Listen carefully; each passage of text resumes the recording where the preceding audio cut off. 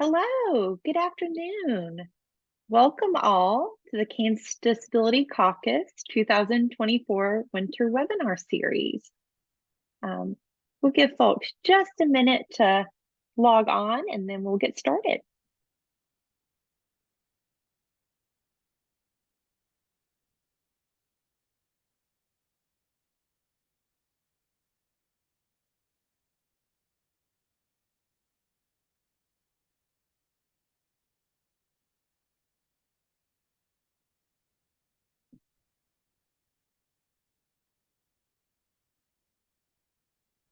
All right, well, welcome all. As I mentioned, this is the Kansas Disability Caucus 2024 webinar series. And today our webinar is titled Next Generation Advocacy, Kansas Youth Share How They Are Changemakers. So we have some really exciting panelists that I'll have Carrie introduce just in a little bit. And I also want to really make sure to highlight that today's webinar is sponsored by CareSource, and we are really thankful for their support in being able to do this webinar today. So thank you. Before we get started, I want to just highlight a few accessibility features. So today's call is being live captioned by Jane Piles. Please turn on captioning by clicking the CC button in the Zoom toolbar at the bottom. You'll see Show Subtitle, which turns on captions. And in that same location, you can adjust the size of the captions to meet your needs by selecting subtitle settings. We also have sign language interpreters on this webinar, Jolene, Benham, and Trina. We are using gallery view in Zoom to see the presentation, speaker, and interpreter. So if you only see the presentation or one video, go to the top of the Zoom window and move your cursor on the green bar at the top that reads View Options, and click on the arrow to make sure that you are in side-by-side gallery. And then I wanted to have a couple notes about question and answer facilitation. So to ask a question, please use the Q&A button at the Zoom toolbar. If the Q&A box is not accessible to you, you can click on Raise Hand. If you are joining by telephone, press *9 to raise your hand. When it is time for questions, I'll call on you and unmute your line so you can ask your question. Please do not use the chat feature to ask questions to presenters. Questions will be answered in the order they come in, and we'll try to get through as many as possible. All right. So that's kind of our housekeeping, and then I'll turn it over to Carrie to introduce our panelists.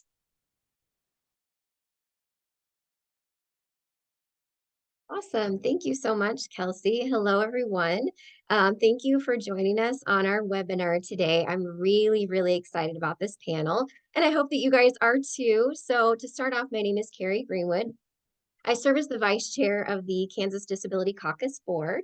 As many of you know, I also work for the Kansas Youth Empowerment Academy and have been with the organization for about 23 years. So youth are kind of my thing. And I love every opportunity that I get to help showcase the fabulous youth with disabilities that we have in our state. So a couple things about me. My pronouns are she, her, and hers.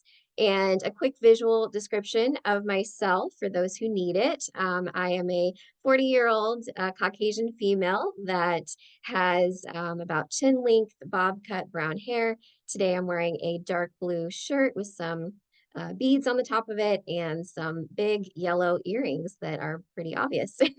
I also am in my office today. So behind me, you will see that I have a bunch of plaques and pictures, some purses, things like that behind me. So that's just a quick visual description of myself and also what's on my screen.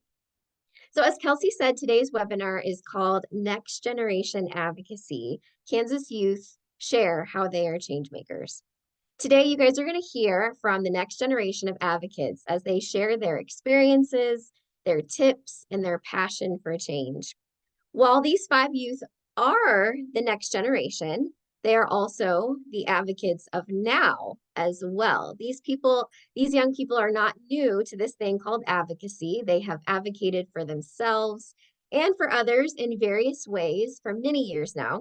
And they have lots of experiences and tips to share with you guys today. I hope that by the end of this webinar, you will feel empowered to go out and advocate yourself, as well as bring youth to the table, and that you will know that our state is in good hands, because it definitely is. So today we have a stellar panel of 5 young adult leaders and advocates. I'm going to be facilitating the panel today, but the actual panel members that we have with us, I'm just going to list them, and then here in a bit, I will open it to them doing some further introductions of themselves. So with us today, we are going to have Harper Adams, Daija Coleman, Whit Downing, Kirstianna Guerrero, and Shane Lewis. Throughout the webinar, I'm going to be asking various questions of our panel. We will dive into their advocacy experiences, their favorite forms of advocacy, their tips for successful advocacy, and much more. I know that you guys will have questions too, which is great. So please, as Kelsey said, please do save your questions about 3 o'clock or 3:10-ish. We'll see how the panel's going. I will open it up to questions from attendees.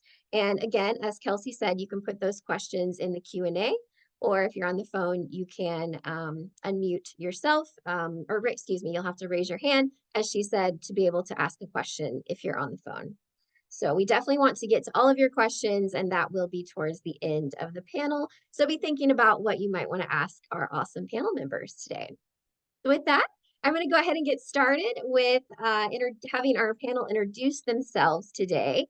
So I'm going to start, we're going to just go in alphabetical order by last name for our first question is just introductions. So I'm going to start with Harper today.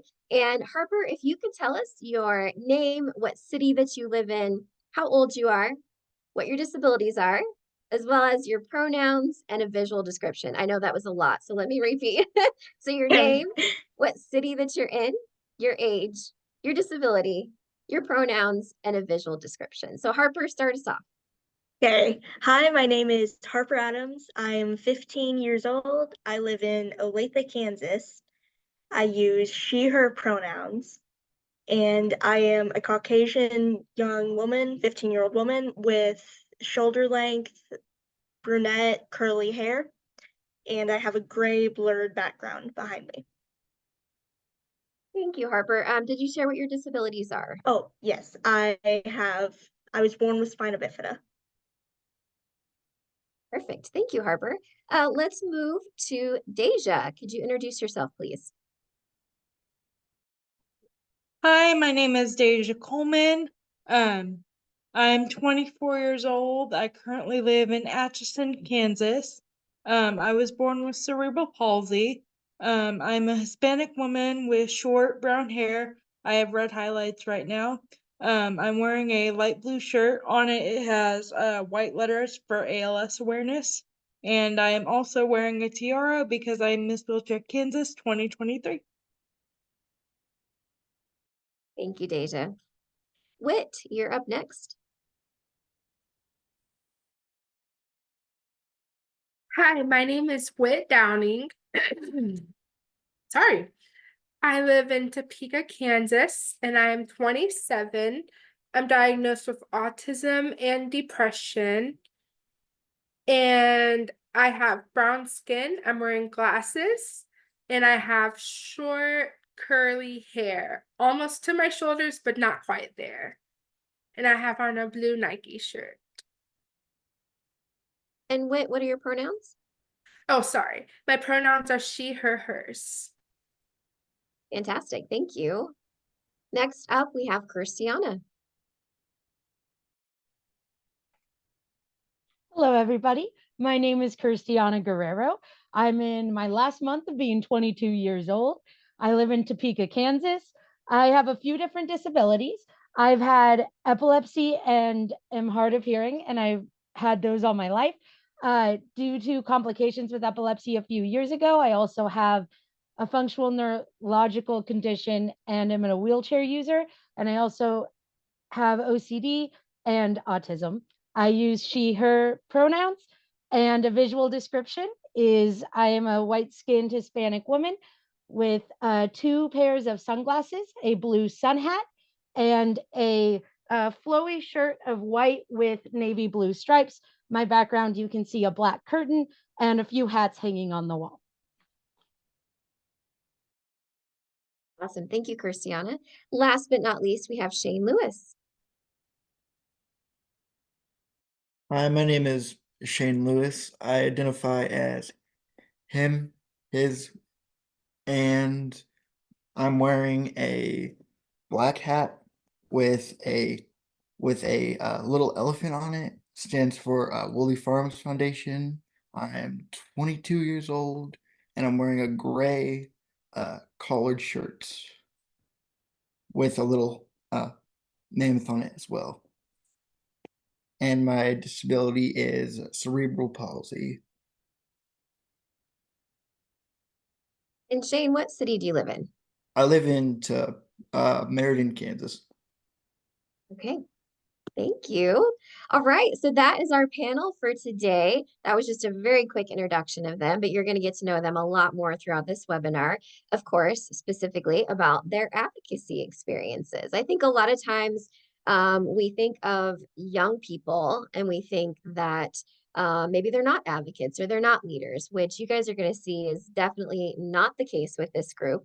They have done a lot of awesome things and have advocated for a lot of different things in a lot of different ways. And so we are going to start into asking some questions about advocacy. So we're going to kind of start from the beginning. So from our panel members, I would like to ask you guys, how did you get started in the world of advocacy? Because it's a big world and sometimes it's a complicated world. So how did you get started in all of this? So I think I'm just going to go in the same order that I went before. So we'll go back to Harper. And Harper, tell us, how did you get started in this whole world of advocacy? Okay, so what really got me started is I started writing my blog, my disability advocacy blog, Talking Up, which I still write to this day, but I really just started it because I was 11 years old. It was the start of COVID, so I kind of needed something to do anyway. But I was just frustrated with, I was just getting old enough to kind of understand ableism and inaccessibility, and I just wanted to do something to change it. So even as such a young person, I started a blog to just share some of my experiences. And then from that, I still write the blog, but I've also grown to advocate in other ways. Awesome. Thank you, Harper.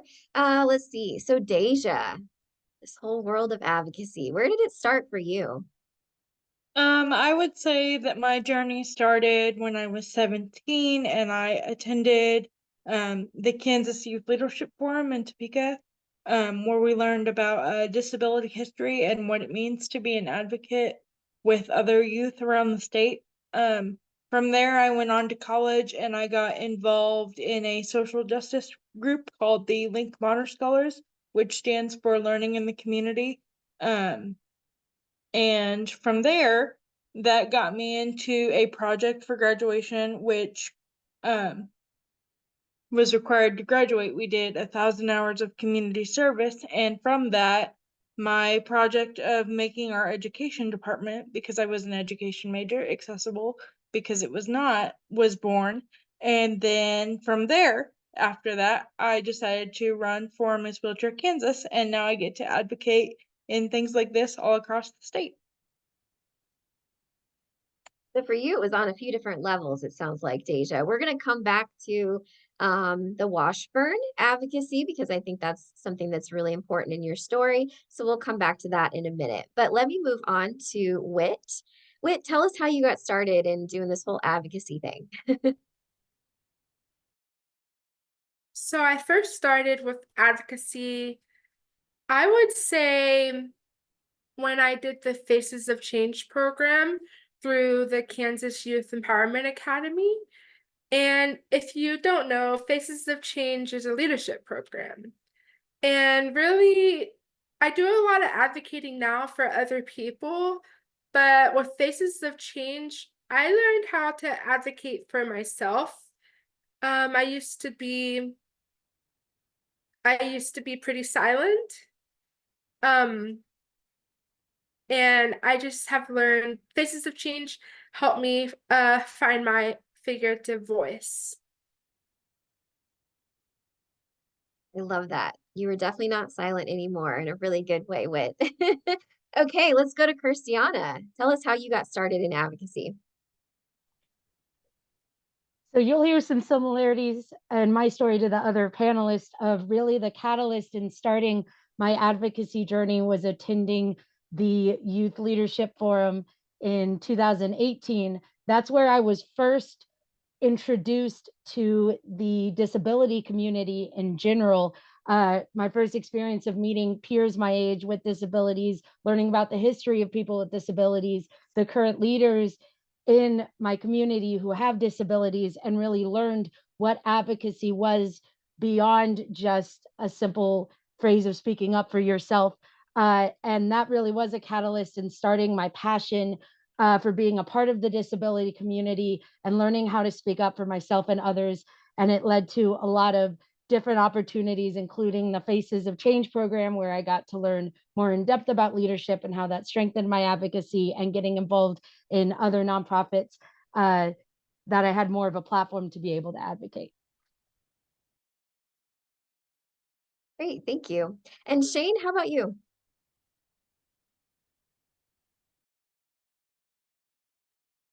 Don't forget to unmute yourself, Shane. I think I'd figured that out by now. There we go. So what I like to call my advocacy journey was an accidental advocacy journey. So first thing that happened, I was in foster care when I was younger, and I wasn't in a really good foster home, but I was with a bunch of other people with disabilities, and I thought the way me and them were living was wrong.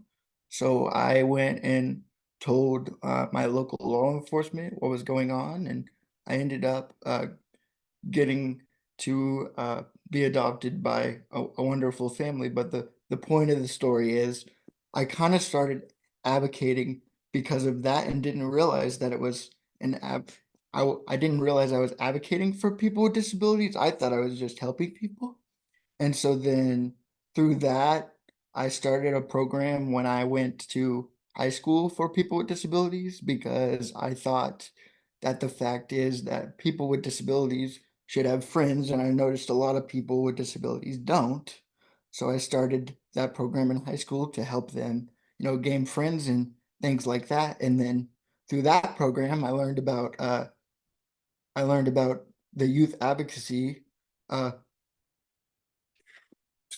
I learned about KYA and youth advocacy, and then I decided to go to the Youth Leadership Forum and kind of grew from there.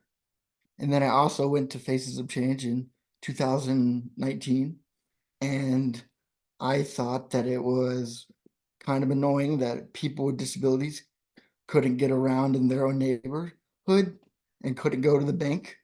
So then I just kind of decided to focus on being an advocate for everybody, kind of just in different circumstances. And Shane, I know you're able to do that in your job now. I don't think you had mentioned this before. Tell everyone where you work now and what Okay. your position is. I work for the Self-Advocacy Coalition of Kansas, and I'm an advocate trainer. So basically, I get to, look at plain language work. So like if somebody needs to, have like a word am I looking for? A a like a piece of paper that needs to make sense to people with disabilities or just anyone. I kind of do that, and I also work with legislation to pass laws and just legislation advocacy and making sure that people with disabilities are represented and those type of things. And people often think that people with disabilities can't really make decisions for themselves. So being a part of SAC and being able to, advocate for others and show people that you can advocate for yourself and you don't even realize you're doing it is kind of how SAC kind of works. And we all kind of advocate for each other. And it's one big family, and it's, just to show people that whether you have a disability or not, you have a voice, basically.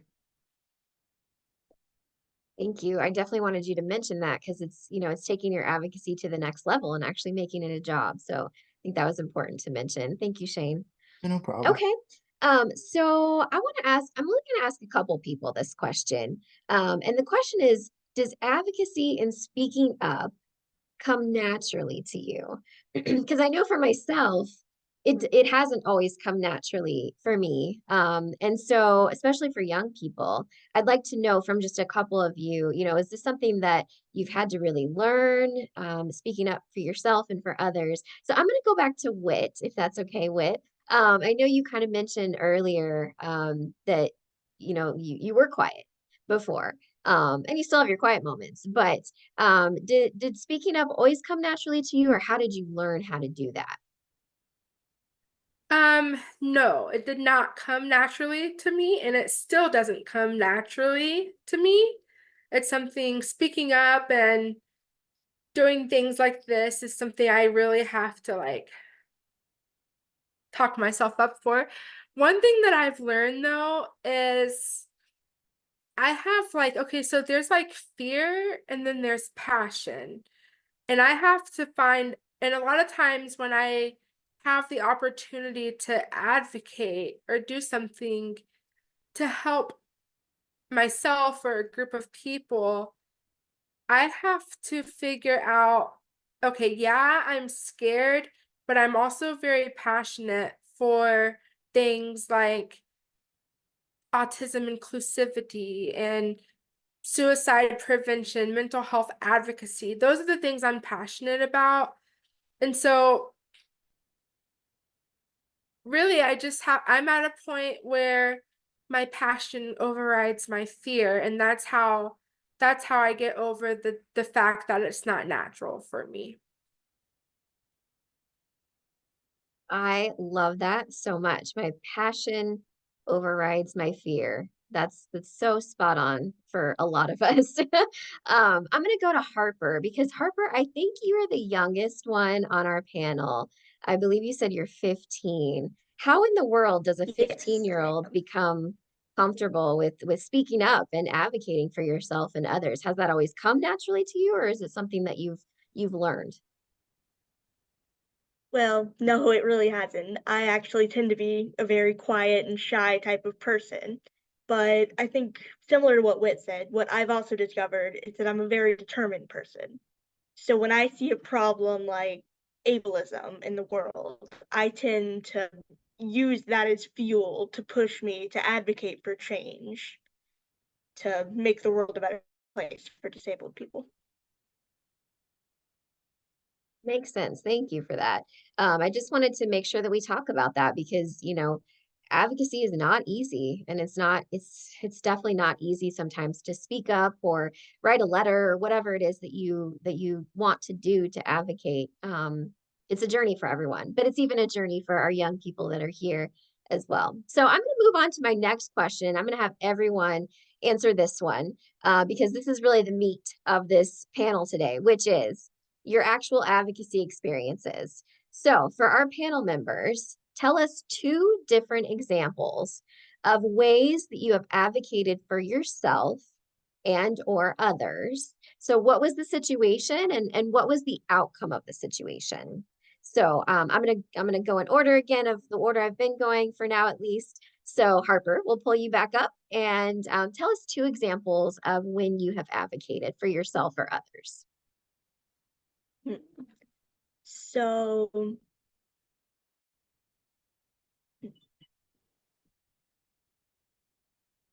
well, the first big example is I am just generally an advocate. So I write my blog once a month, and I like to write about like very specific things to my life and bringing awareness to things.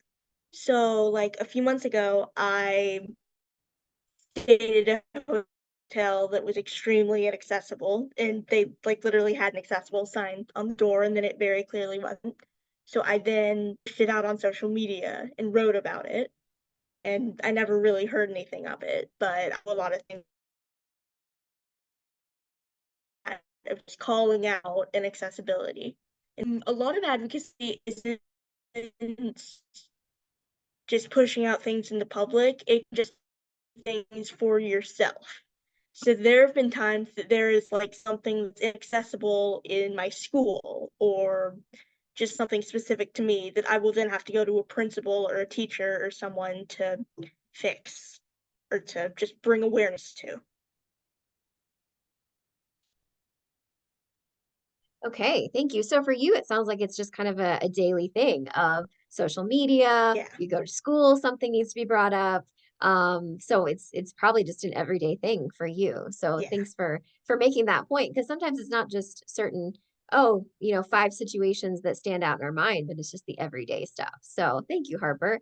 Let's see, Daija, give us 2 examples. Please tell us about your Washburn thing, and then another example of when you've advocated. Okay, let's start with the Washburn thing because that's the biggest. So when I was in college, I didn't start out as an education major. I actually started out as a social work major. When I was touring Washburn, a lot of people told me, well, it's a good thing that you're not an education major. And I kind of looked at them funny and I said, why? And they said, well, that's because the building isn't accessible. And I was like, oh, okay, well, then I guess you're right. Long story short, social work didn't work out and I became an education major. Well, with that meant that all of my classes had to be moved. We couldn't really use the building at all. And I had kind of gotten complacent in it in the fact that it wasn't accessible. But as I said before, I needed something for my senior project and I wanted it to be really meaningful. So I decided that I was going to tackle Mount Everest and make the building accessible. When I started, I had no idea what I was getting into. As I went on to the process, I learned that the faculty had been trying to get this issue resolved for over 30 years. That's longer than I have been alive. So that was really daunting to me.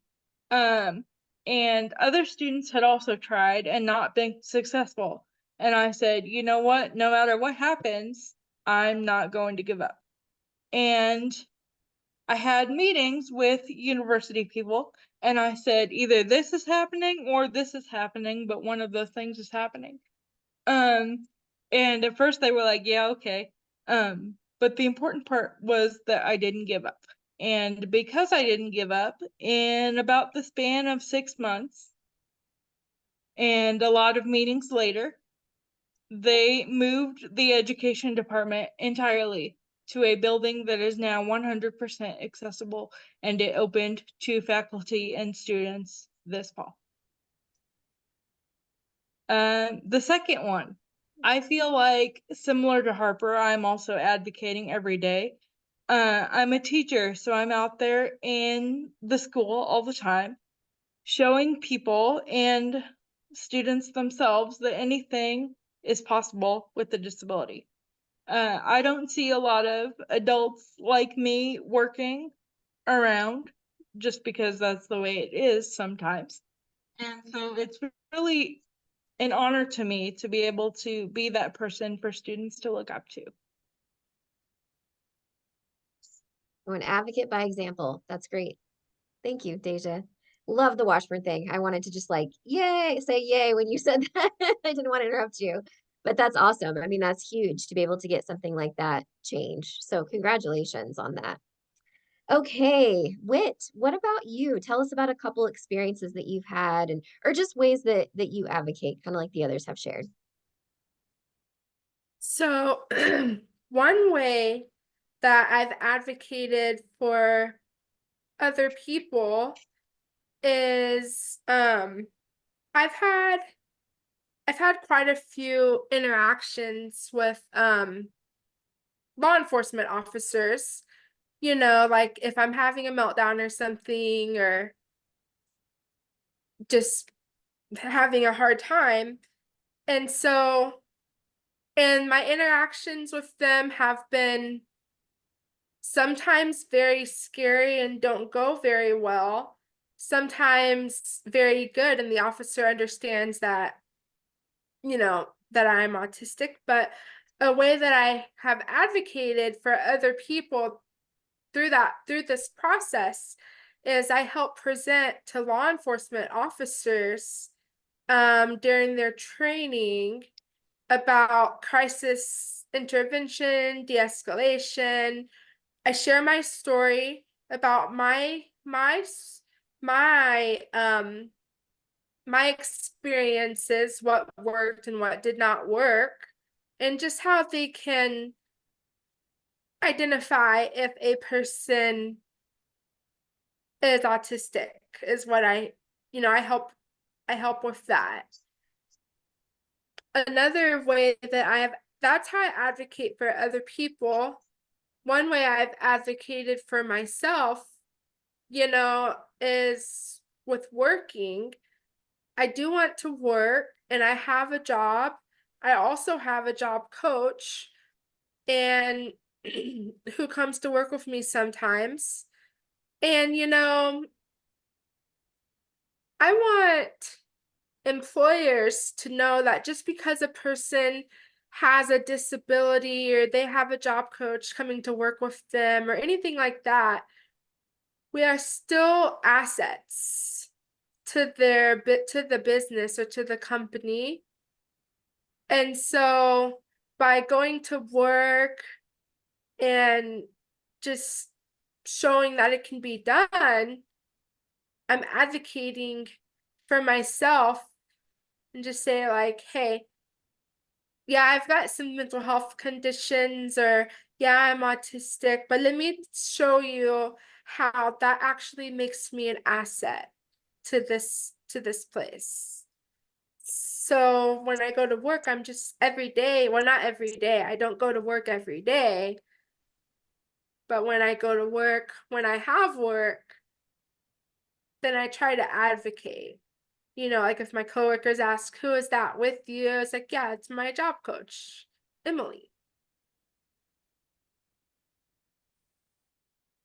Very good. Thank you, Whit. That makes total sense. Again, it's kind of that whole concept of advocacy through example. So thank you for that.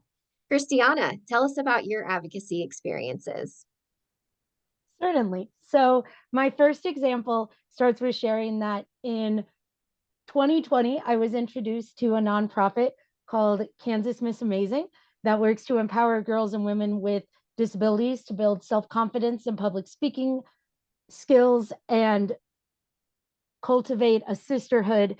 And in being involved in Miss Amazing, I went to their annual Amplify event that works on building these skills. And I was so excited to just have a fun weekend, meet other young women with disabilities, build relationships, and grow in my skills. But by the end of the weekend, I was crowned Kansas Miss Amazing Teen 2020 and had the opportunity for what I thought was going to be a year, but because of COVID, actually extended to 2 years, to have a platform to share my passions and impact my community. And in looking back, it really gave me an opportunity to specifically speak into this organization with advocacy to ensure that it not only would be an awesome opportunity for me and that I could grow in my skills, but that everybody in my community would have the same opportunity. And so there were things that during my time getting involved in the organization, I realized that some things were not as accessible as they should be. And so one of the first things was that I had seen on their social media that there were no photo descriptions. And I have friends who are part of the blind community and know how important those can be. And so because of the position, I had the opportunity to speak to our director and share how important that is, and get photo descriptions now is the standard for the state of being added to everything. And there are a few other examples like that.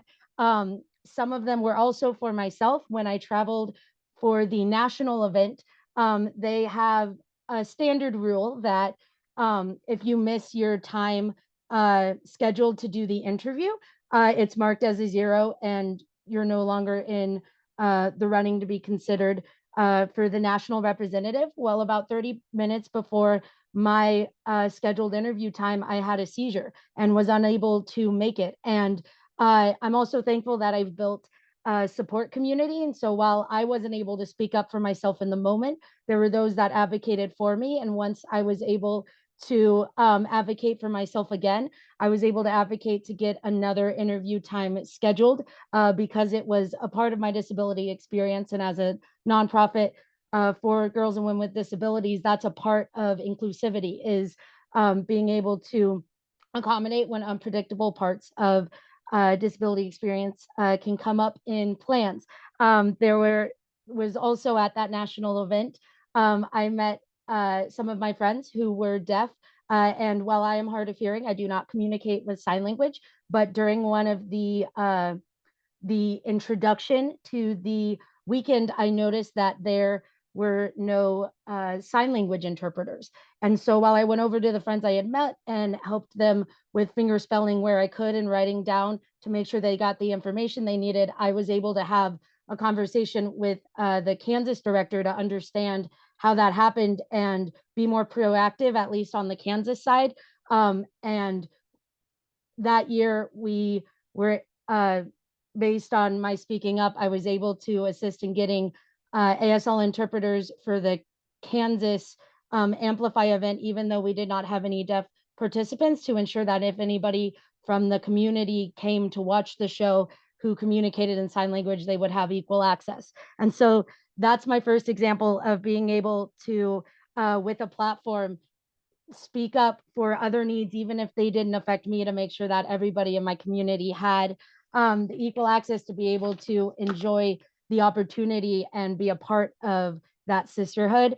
My second example is, well, I guess it's also important to mention maybe that at that national event, I was actually crowned National Miss Amazing Teen 2020. And so that opportunity continued into the next year. And it was encouraged that we each come up with a community project of what we want to change in our community or what we want to start or some initiative. And throughout that time, I had identified my passions of self-love and empowering everybody to understand that they are loved and that they have value, and that they will see their value, and also disability pride of embracing not only who you are as a person, but what role your disability plays in that, and being proud to be who you are, including your disability. And in looking at what I wanted to do with my year as a national representative and what I wanted to bring to Kansas, I was actually on a speaking panel at an event with Carrie, where I was reminded in her disability history session that Kansas had never had a disability pride parade. And so that became my goal, to organize the first Disabled and Proud Parade of Kansas. And that turned into a big advocacy journey, because it took a lot of learning what it takes to organize a parade. There's a lot of paperwork and even red tape to go through with the city, and learning what needs to happen for it to happen. And it took about 2 months after putting in all of the paperwork that was needed and not hearing back, and after trying to contact the city officials that you need approval for before you can even start advertising the event, I was able to reach out to some mentors of mine who were able to help me put some oomph in getting into the people we needed to. And I finally got the phone calls that I was needing to make. But from the beginning, it was pretty obvious that they didn't think I was serious about it, that they thought, you know, this would be a bit of a squeaky wheel for a moment, but if they threw enough hurdles my way, we weren't going to try to schedule the event. And so it took some hard work for a few months of trying to get the information I needed to understand what needed to happen to have an event of this scale. And it turned into monthly phone calls with a police sergeant. And each phone call, there was something new that would have prohibited what we wanted to host. And there were some times that I didn't know how to respond in the moment. But every phone call, I'd make sure to get the information about what the problem was, what needs to happen to be able to have a safe and legal event with the city. And each time for the next phone call, I'd have those things ready to be able to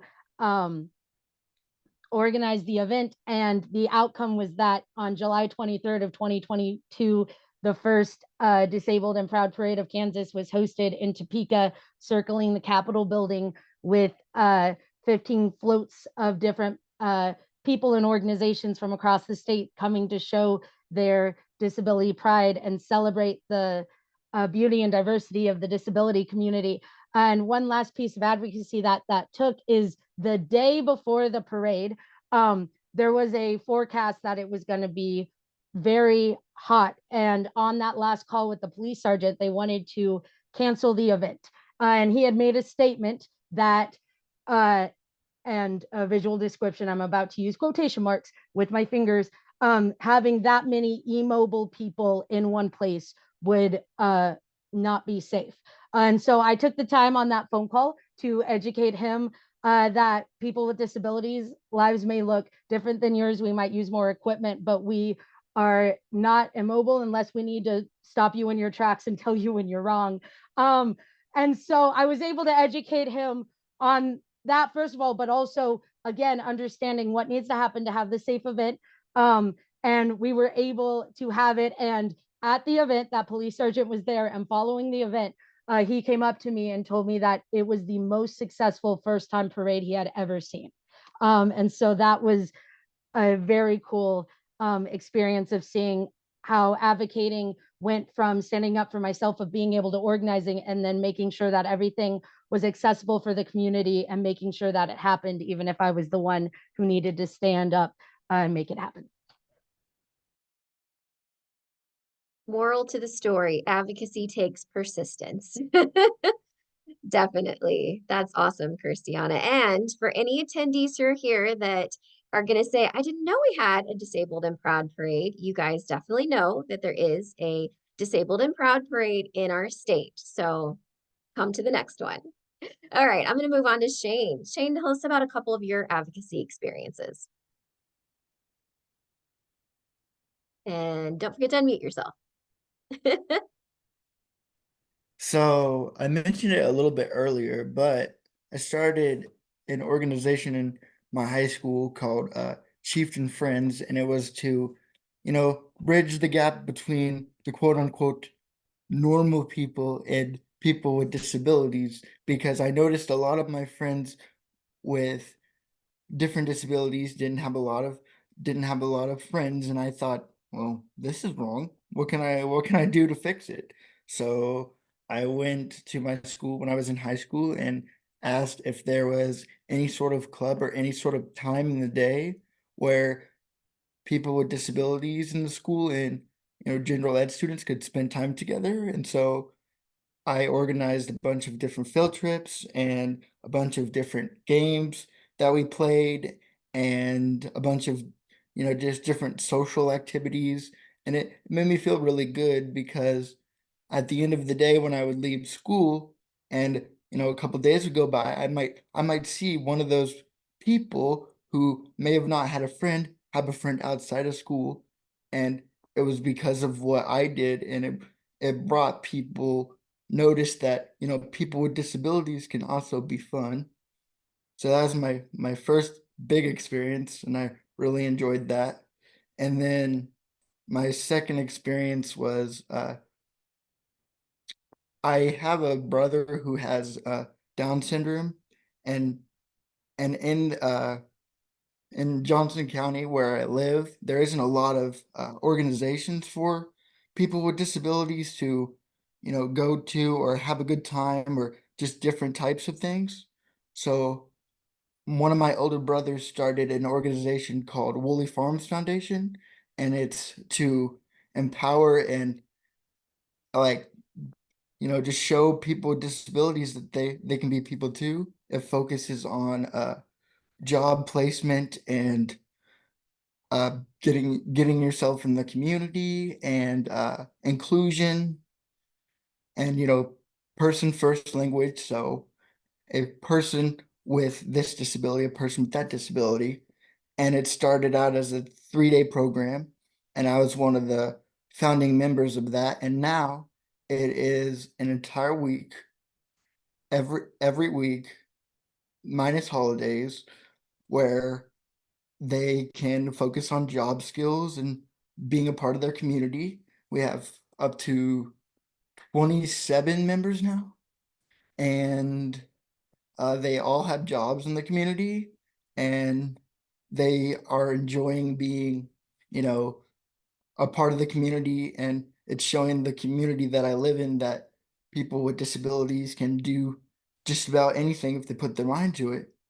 And it was just because of an idea that one of my older brothers had, because he thought that it was wrong, that there wasn't a lot of services for people with disabilities. So we solved that problem.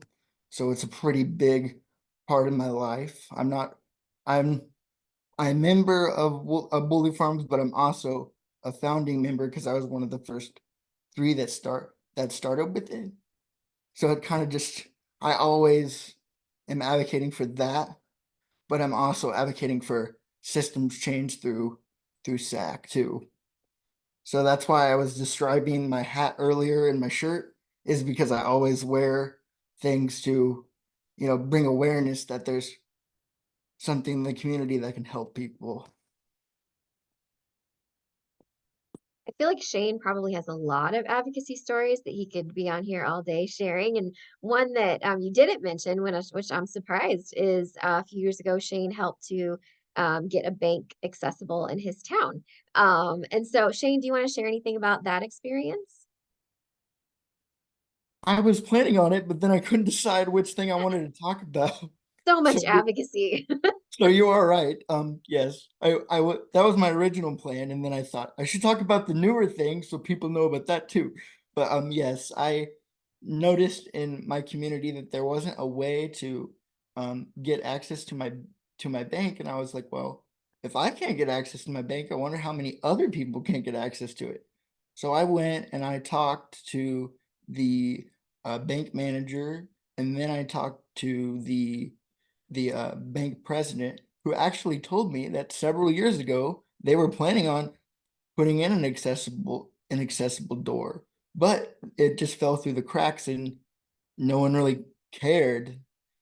And then so when I brought this up, they were like, "Oh, we plan on doing this, so we just forgot." And it's pretty cool to walk around in my when I was there, walk around and see other people that don't have disabilities still using the button. And, it helps, elderly community, it helps people who are pregnant, it helps people who have children. It's not just people with disabilities. And a fun fact about after I did it, I realized that the manager that I talked to about it originally was actually in a wheelchair for 6 months, and she couldn't get into her own job. And they didn't think about that being a problem for her until I brought something up for to broaden, make them remember, hey, maybe you should be able to have access to your bank or other places in your community. Yeah, it only takes one person speaking up. I mean, that really is what advocacy is all about. So thank you for sharing that. I just didn't want to leave that out. I know that was like 3 situations, but I just think it's important for our attendees to know, and I mean, they already know this because they're advocating too, I'm sure, but that advocacy does come in so many different forms. And it's the same for our young people as well, that it can be anything from social media to writing a letter to speaking with someone to going into a place and advocating for change. There's so many different experiences that our youth have had, just like all of our adults out there as well. So thank you guys so much for sharing all of your experiences related to that. I think that gives us a foundation of where you guys are coming from and the things that you've done. So I'm going to move to my next question. I want to know, what have you guys learned from these advocacy experiences that you shared? If there's something that you say that you've learned from these experiences that you've had, what would it be? So Harper, let's go back to you. What do you feel like you've learned from your advocacy journey so far? I would say the biggest thing that I've learned is just that advocacy doesn't come at a specific pace. That there are things, it can either mean like if you're reaching out to government or anything like that, a lot of times you have to push to get things done because disability is usually not made the priority, unfortunately. But it can also mean that if you need to take a break from advocating or anything, then that is completely fine. There have been times in my life that I have stopped writing my blog or stopped posting on social media for several months just because I needed a mental health break. So I think the biggest thing is just that things are going to get done at their own pace. Very well said. That is very true as well. Thank you, Harper. Daija, what have you learned from your advocacy experiences? I'm sure you've learned a lot, but It's kind of hard to put into words, honestly, because it's so impactful. But I would say that advocacy is hard, but it is so worth it. Because when you first start out, you kind of think to yourself, am I really the right person to be speaking on this? And, I kind of had to go through that process with everything that I'm done. Am I the right person to be here talking about this? Honestly. But yeah, because everything that I talk about is so important and so life-changing for somebody. You never know the indirect as well as the direct impact that you have on somebody. So what I'm saying in a conversation or in a meeting might have a bigger effect than I think it will. absolutely. Very good point. Thank you, Daija. Whit, what have you learned?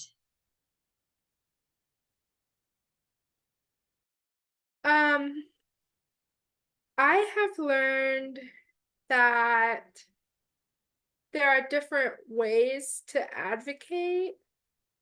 Okay. Two things. So one, you don't have to change. I don't have to like change like who I am to advocate. Like you can be a quiet person. Like it's okay to like just be like your authentic self. Say what you need to say, how you want to say it, like whether it's through writing, through talking, through any of that. I've just learned the importance of being my authentic self, and I've been surprised by the outcomes too. People listen and change takes place. You don't have to you don't have to change. Like I don't have to go out. When I think of advocacy, I used to think of people like with microphones and things like that. And now I'm like, no, that's not how I can go talk to one person and whisper if I want to. Like just be yourself. I can, yeah, just be myself is what I've learned. Absolutely. I love that. That's so true that, we all can be advocates, and being ourselves is the best way that we can advocate for whatever comes naturally to us. So thank you for that, Whit. I didn't get to that question, but you just covered it in your answer. So thank you. Kirstianna, tell us, what you've learned from your advocacy experiences. So I've definitely learned a lot over the journey, but there's three pieces that I identified of things I've learned. The first is in the beginning of learning to advocate and towards the beginning of my life until really learning about the disability community, especially learning to advocate for myself, was a struggle.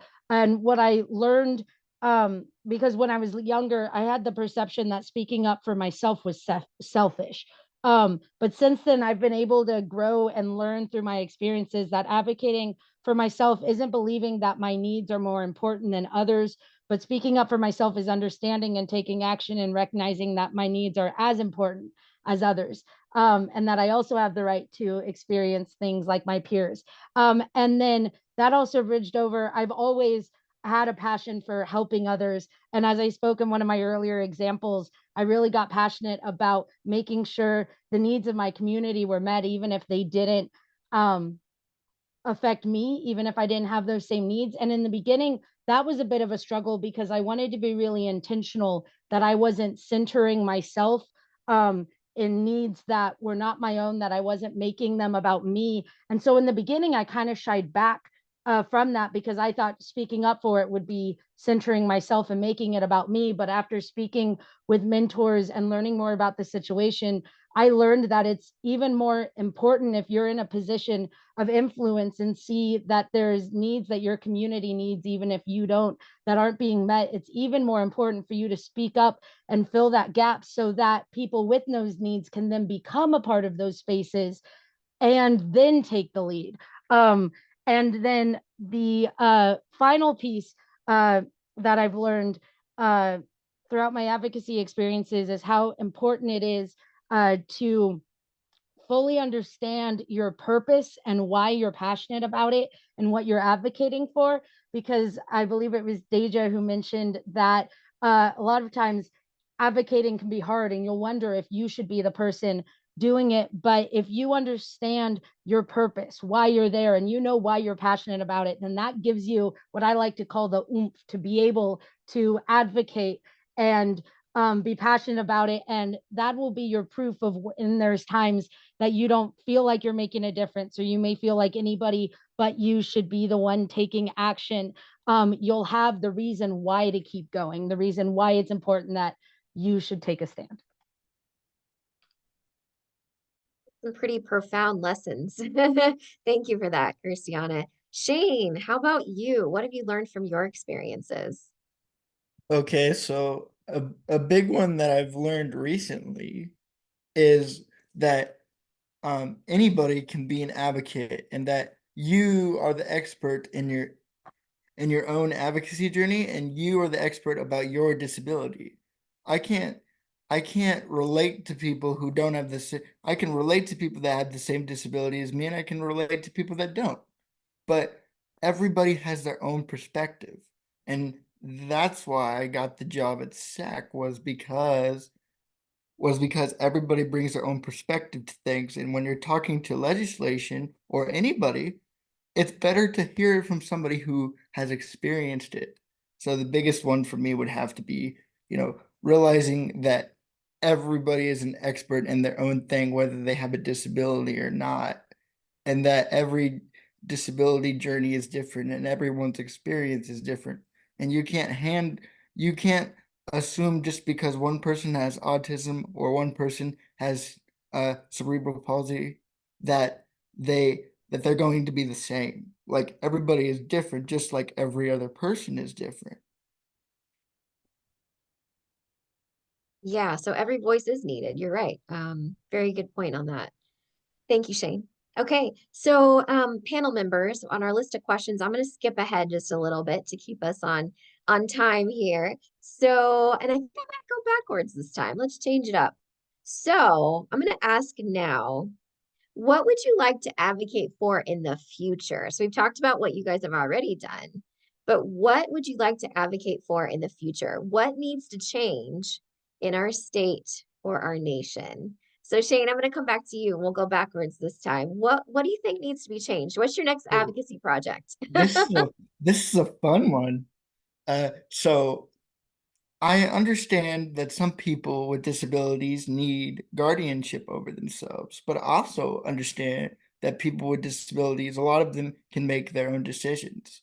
So my big thing is like letting parents know and young adults with disabilities that you you can make your own decisions, and a lot of people think that just getting guardianship over somebody takes care of that. And let me explain what that is a little bit. So it's, instead of being able to make your own decisions, it's basically signing your rights over to someone else who can make the decisions for you. And so my big thing is is trying to think of the word.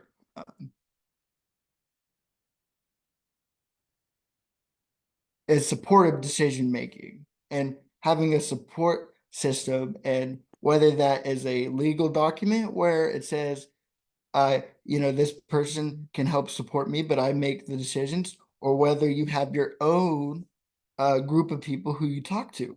Because even if you don't have a disability, you're telling me you didn't call your mom today and be like, hey, should I buy this giant house? Or hey, should I date this person? Or whatever. So why doesn't people with disabilities have the same right to do that as other people?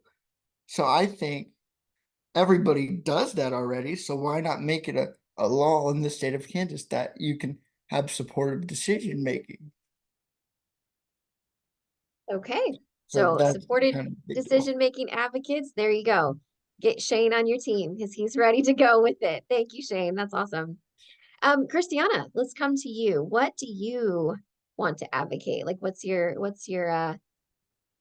are you going to work on advocating for?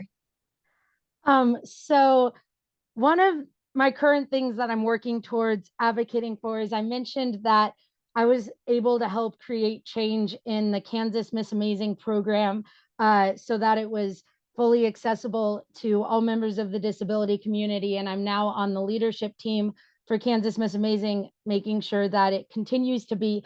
But Miss Amazing is actually a national organization. And sadly, Kansas is way ahead in accessibility than some of the other states or even nationally. So one of my goals is helping advocate on a national level for those standards of accessibility. And Kansas also currently is the only state with people with disabilities on the leadership team. Are currently we have a majority of people with disabilities on our leadership team, but that is not the same at nationals or across the state. And so I'm wanting to work with the organization now that I have a place on the leadership team. I'm working alongside our director of advocating for that nationally until we see the change. And that's one of the things to do with persistence, because it's something we started but are continuing to work on.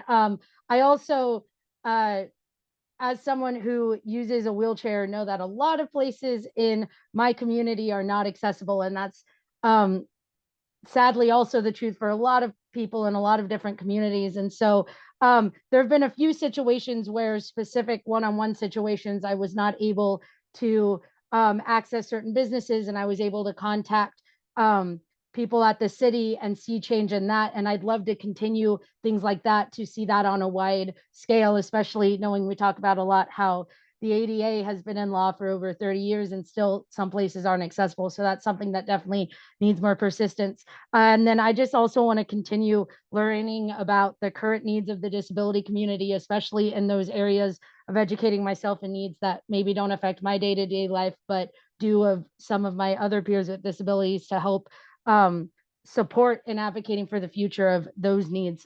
So yeah. I think you have a future in advocacy for sure. So it's a lot of things to cover, but you can definitely do it. Whit, what would you like to advocate for in the future? So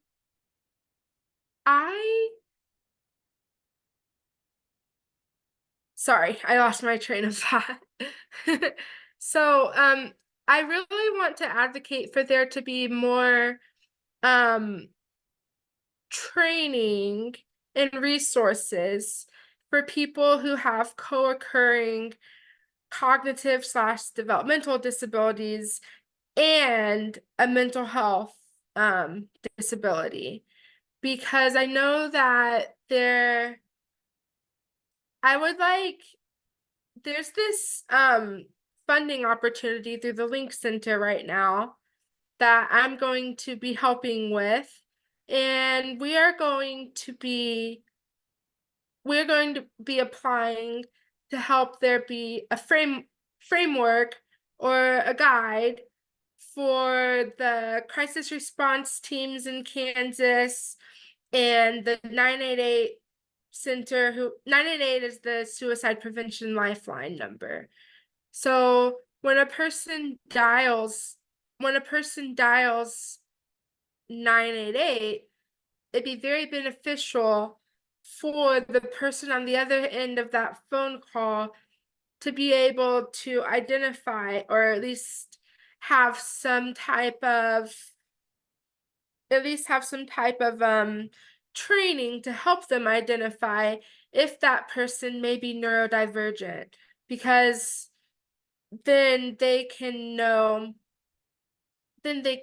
like different ways to approach that individual on the other end of the call who's in crisis, and so that if the crisis response team has to be called, like the law enforcement officers that show up to where that individual's at, or the social workers or the crisis co-responder who shows up, all of which I have experience with firsthand, so they know like how to interact with this person and not make it worse.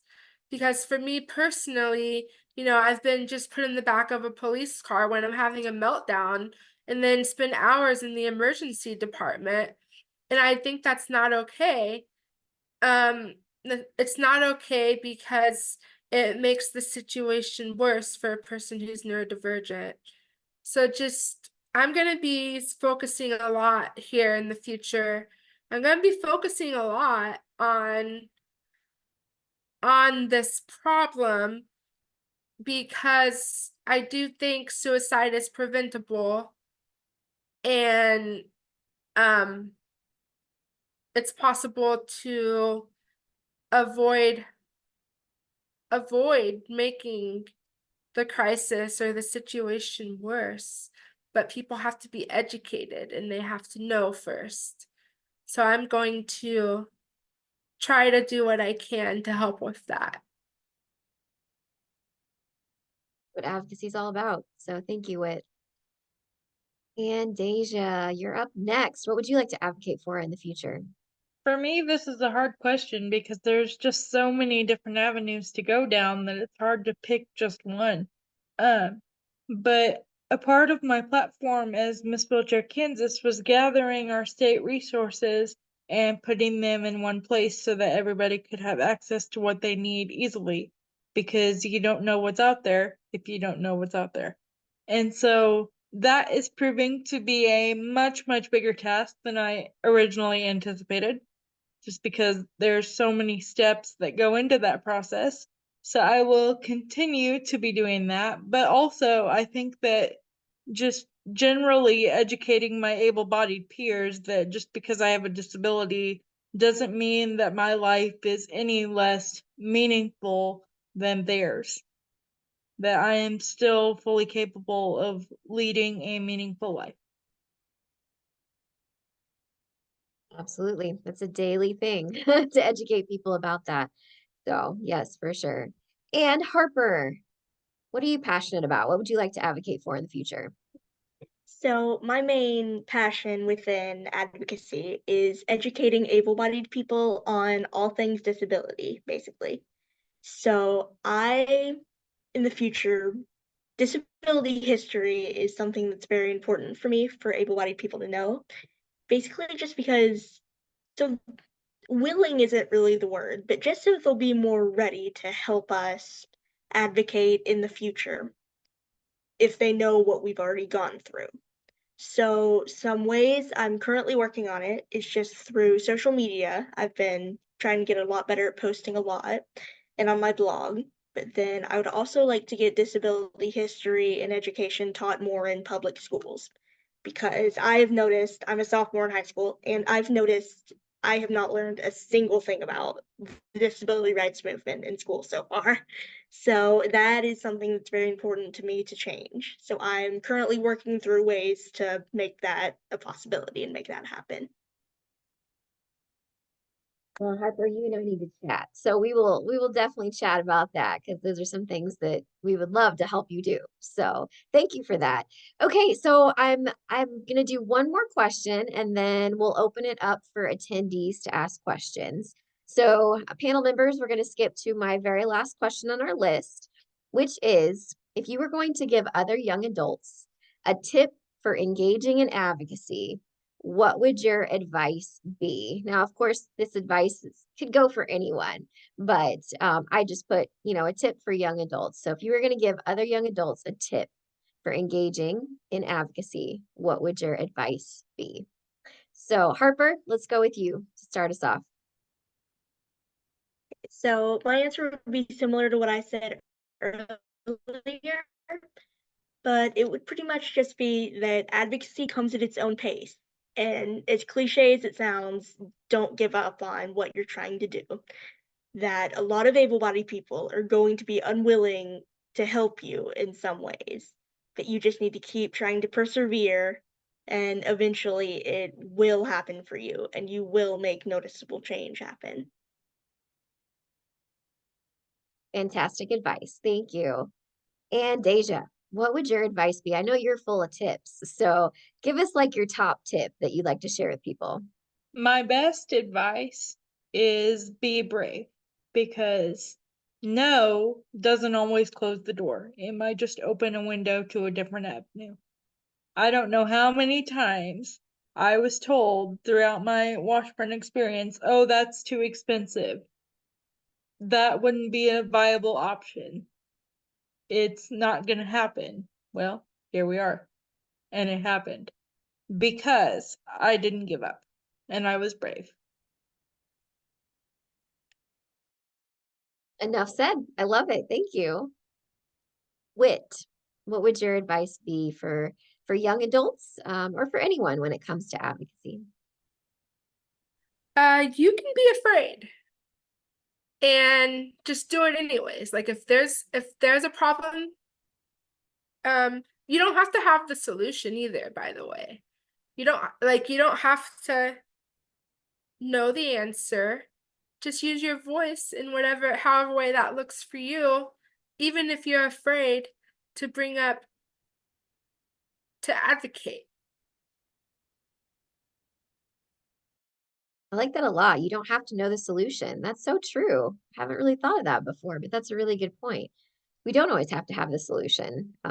Somebody out there has a solution. So thank you, Whit. Kirstianna, what would your advice be?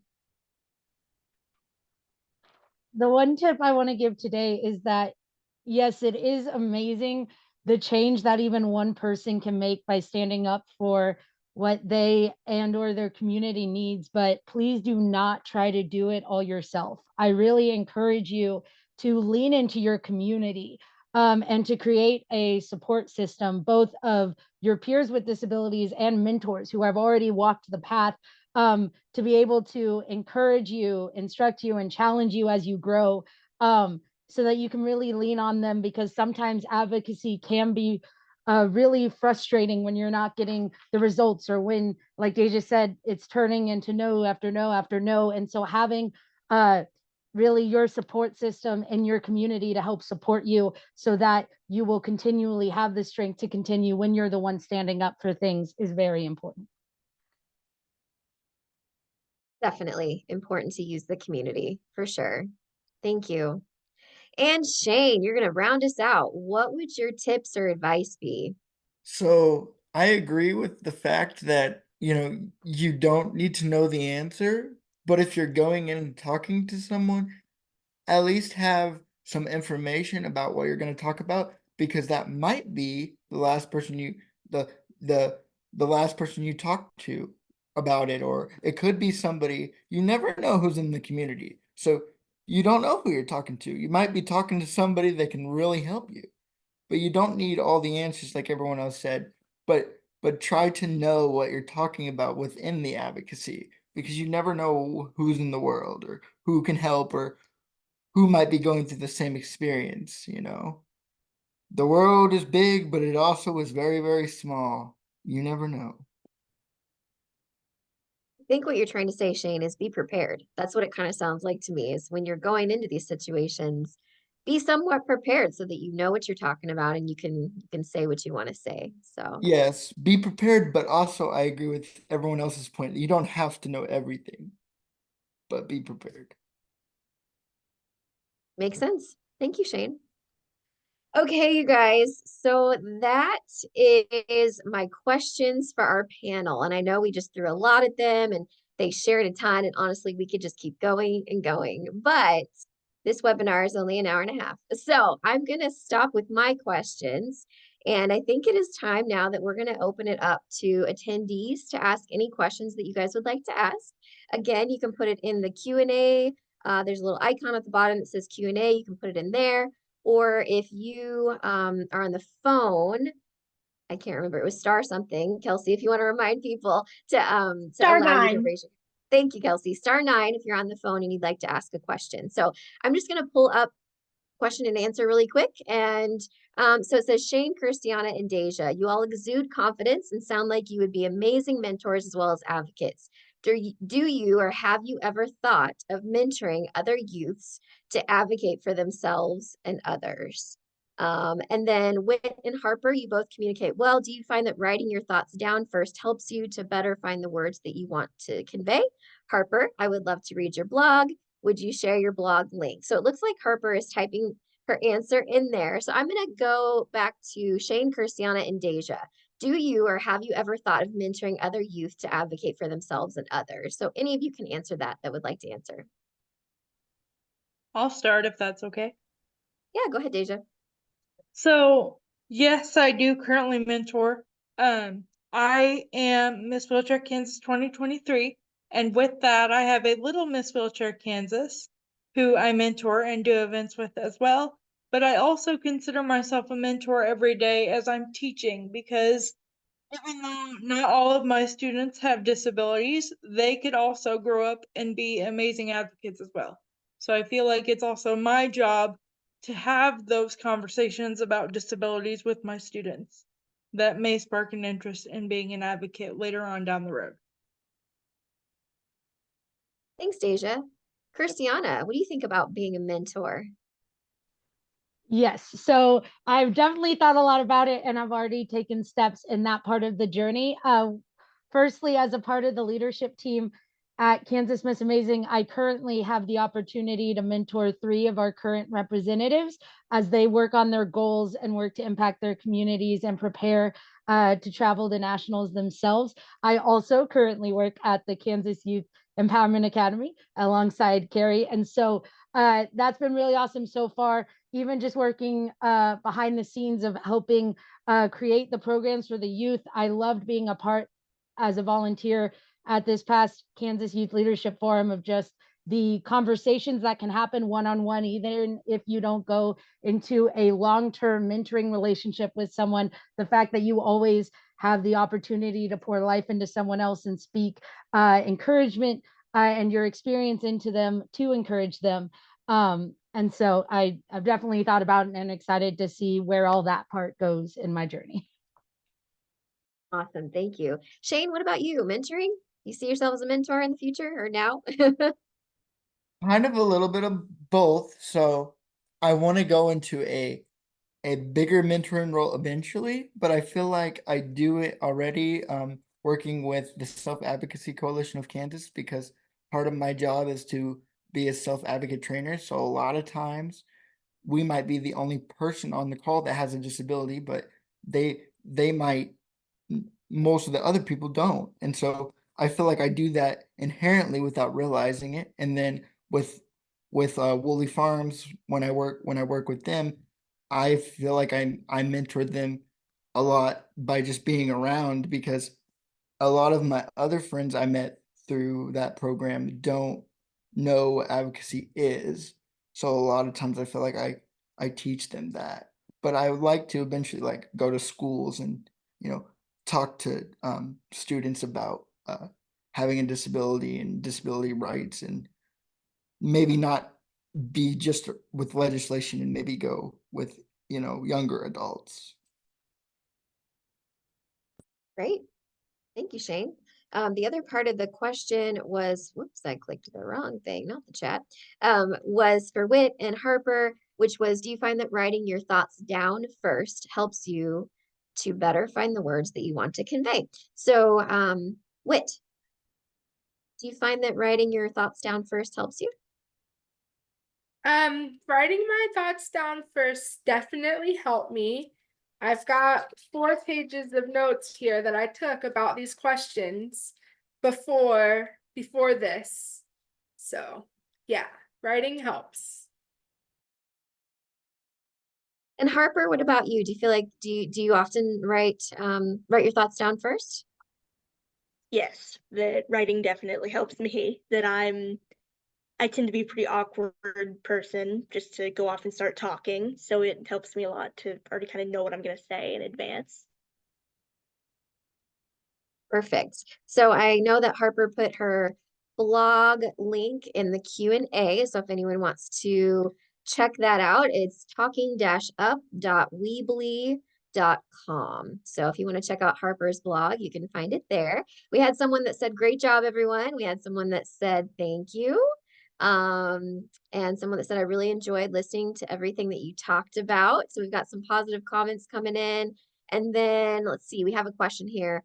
My name is Lisa, and I was wondering what it's like to be in your role.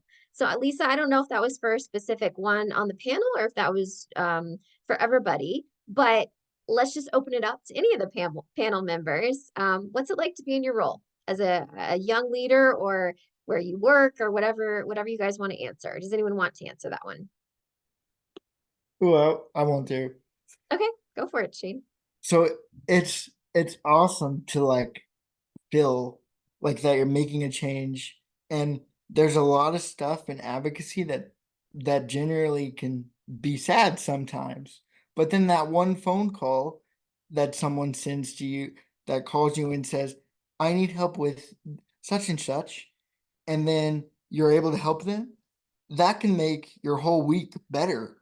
If you've just been dealing with a bunch of just no's and all that, but then one phone call from somebody and actually being able to help them or with whatever they want can make you feel very good. So I think that's my opinion, is like, it's awesome, but there's a lot of advocacy things are a lot of like fighting all the time, but then that one person can just make you feel like it's all worth it. Absolutely. Agreed. Did anyone else want to answer that question of what's it like to be in your role?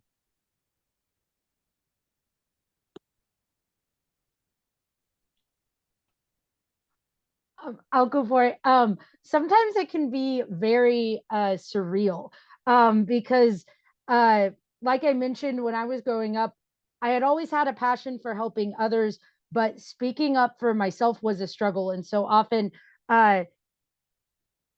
even related to my disabilities, I'd put myself in bad situations by not speaking up for myself. And so sometimes I think of like looking back, like if I would even have ever imagined being in the roles that I am so far or doing the things I've done. And I would have never imagined it, but I'm so thankful that I've had so many opportunities that have led me here, and that now I can be somebody to help speak to other youth who maybe were in my same position, to encourage them or to inspire them and to empower them. And so it's definitely very fulfilling and empowering.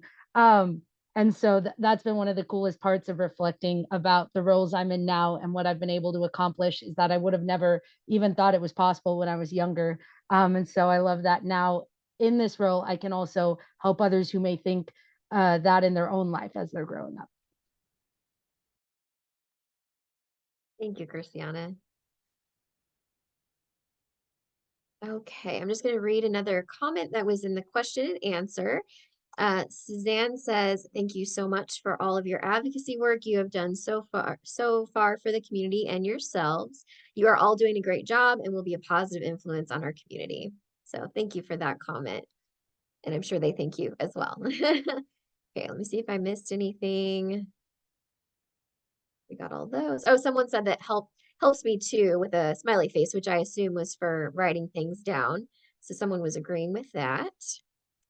Okay. Any other questions that you guys have for our panel? I don't know, Kelsey, if we had any that was on the phone. I haven't seen any hand raises, but Yeah, absolutely. We have a few more minutes left. We would welcome any additional questions. I'll just give a second then if anyone has any other questions that you'd like to ask our panel. We've got about 5 minutes till it's 3:30. So we actually made it on time. I'm amazed. Any other questions? They might need ways to contact us, maybe. Like Ah, if anybody had any additional things that they wanted to talk about.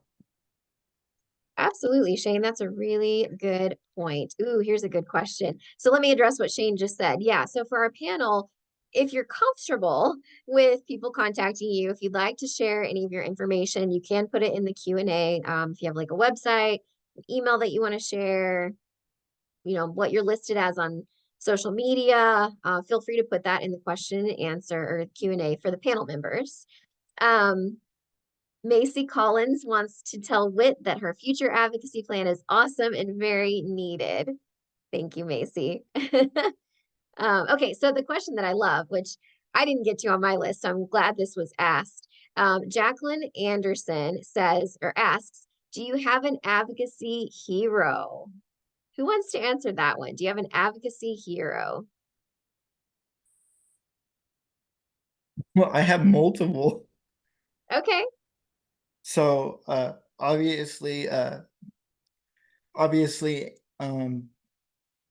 Julia and Carrie from KYA, because they kind of helped spark a lot of made me realize that I'm advocating in the first place.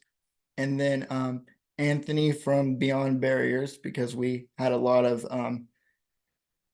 things in common, and he kind of helped me realize that I can, make my own decisions, and that I can be my own person. And it just really helped me having a friend who can, relate to my previous experiences. And then obviously Stephanie, who is my boss at the Self Advocacy Coalition of Kansas. She's also one of my heroes, because she can do a lot of crazy stuff. And if anybody doesn't want to say something, she's gonna be the one to say it.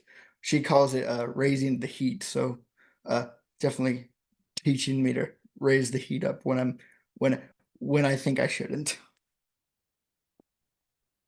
Absolutely, Shane. Stephanie is the advocacy hero for sure. So who else would like to answer that? Harper, Whit, Kirstianna. I think Daija had to leave us, but with the three of you, any of you want to answer who is your advocacy hero? Whit, would you like to answer that? Sure. I have two. So I would say the first one I'll mention is Julia. Julia was the executive director at the Kansas Youth Empowerment Academy. And there's just so much I've learned from her about advocacy and just life, being a person with a disability.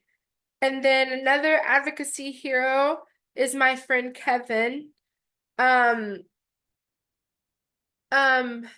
Kevin just,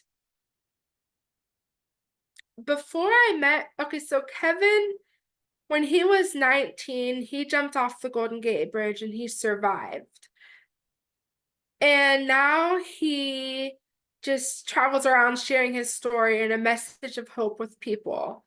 Now, I never considered, before I met Kevin, I never really considered, like, I always thought like of just like being autistic as a disability, but not like, I didn't talk about my mental health really at all.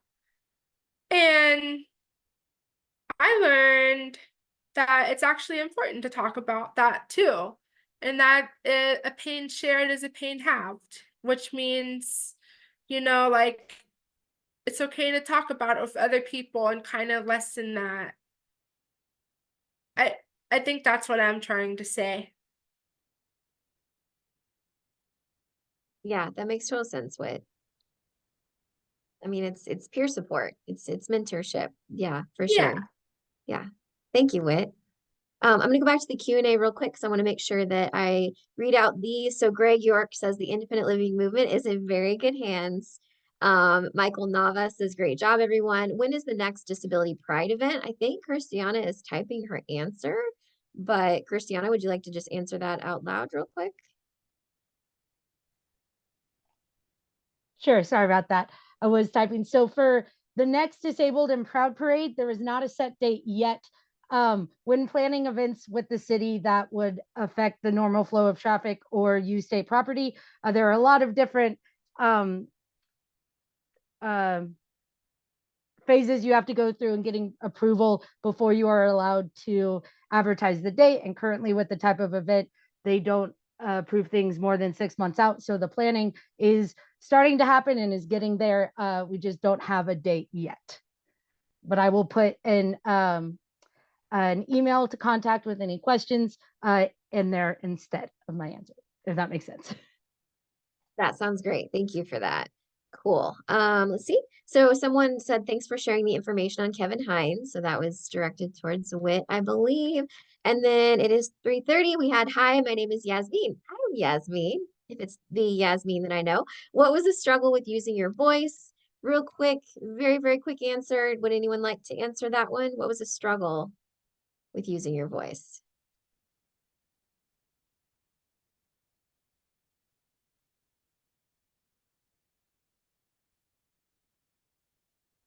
It was a struggle because I got so used to being quiet, not talking. At the same time, other people got used to talking for me, and I got used to that, and they got used to that. And so that was a struggle to get out of that. Thank you, Whit. Shane, were you wanting to answer that as well? No, because I think I know who asked that question, and I think she knows the answer to what mine. Oh, okay. I think you guys can have a personal conversation about that one. All right, let me just make sure I didn't miss anything. And I think we've covered all of the questions. So with that, I'm sorry, it is 3:32. We're 2 minutes over, but thank you so much for all of our panel members. You guys are just fantastic. I'm so proud to know each of you, and it's true. Our now and our future is in really, really good hands. You guys are amazing, and keep doing the work that you're doing because you really are making a difference, and you guys are all role models for all of us out there. So thank you guys for being here.